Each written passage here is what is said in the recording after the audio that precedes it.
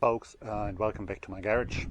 Today I want to show you how I install the cable for the SR hand shifter.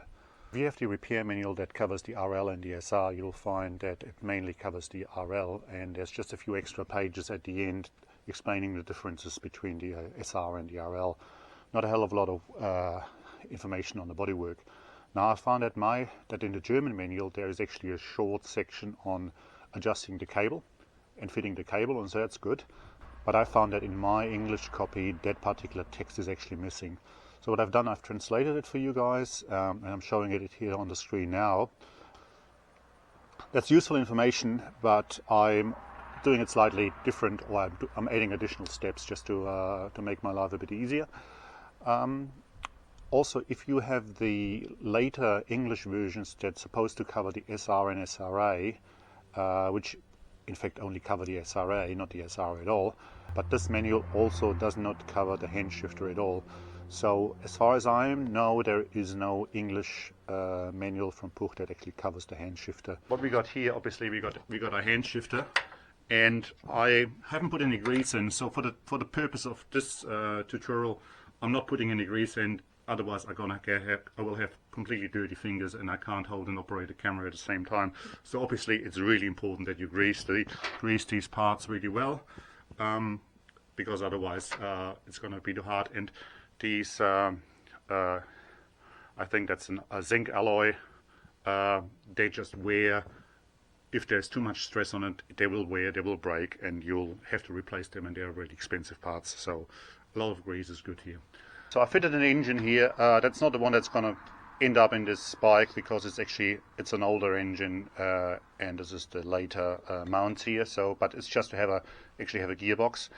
There's a few things you need to note. So for starters, I already mounted the pivot here, and you will notice if you have the spares catalog that the pivot is actually the other way around. So in the books it's shown the other way around. So this is the way it goes, with those discs and those rubber covers on the inside rather than the outside. So I just temporarily attached this here for now. So that's that. And also, so the cable as it comes out, as you receive it from the dealers, you will find probably that the center nipple is not very tightly fitted, and I fell into that trap once. I mounted it, and when I was changing gears I realized that the nipple was actually moving on the cable. But we want to adjust the position of that nipple anyway at some now during the process, so it's okay. We just have to make sure that we tighten it.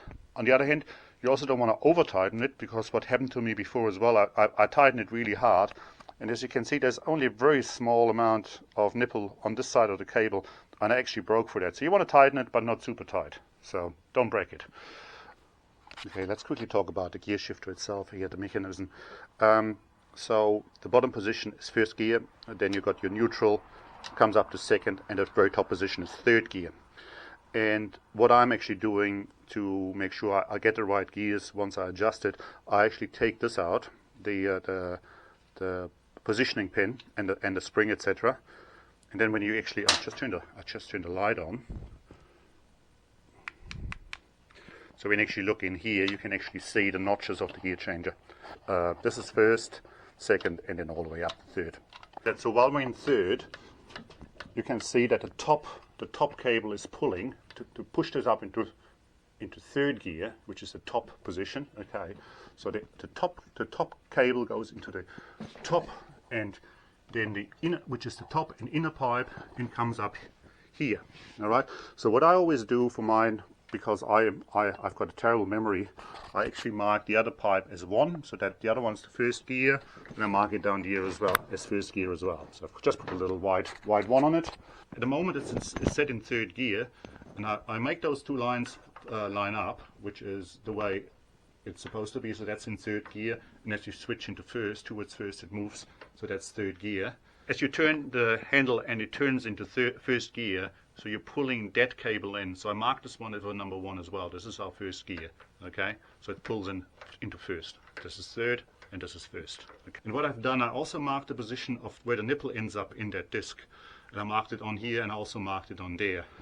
and we use that to determine the position, our position for the nipple on the cable. So I'll take this out now. We'll put the handle back into third. Our engine is firmly in third gear as well. I've screwed the bottom adjusters in all the way so we get as much cable as we possibly can. As the cable comes from the factory, the nipple will be in any position, probably right in the middle, but it's not where we want it. So we marked the first gear tube, and I just marked it on the cable as well. Here's our number 1 gear, goes into the number 1 cable goes in here, the number 3 cable goes in on the other side, and now we want to adjust that nipple roughly where we made our mark. It doesn't have to be exact or precise, it's just roughly because we still get some adjustment as well. Okay, so put that back in here. So I loosened it now, put those cables back where they belong, like so. That's roughly on that wide mark that I put for the nipple, so I can just tighten that now. And I'm not super tightening it yet, so I'm just double checking it. Yeah, that's pretty good, so I can better tighten that now. Okay, so that's tight now. Okay, now we come into fitting it into our discs. Obviously it goes into that slot, and again we'll line up third gear with the line on the marks. Now we have to make sure that we don't squeeze the cables here, and it goes in here. And now things can be a little bit tight, but you can see they will actually fit in here with a little bit of tension. And if it doesn't work, if you have too much, like I have at the moment, more space on one side than on the other side, you might want to just adjust your nipple just a little bit. As you can see, there's a little bit more. I've got about 3 millimeters on one side and just a little bit short on the other side. So what I'll do, I'll just pull that out a little bit and adjust it. Okay, so I just readjusted the nipple by a couple of millimeters, and now, as you can see, it's just sitting in here nicely. The lines line up perfectly. The cables are in. So now just have to put that in.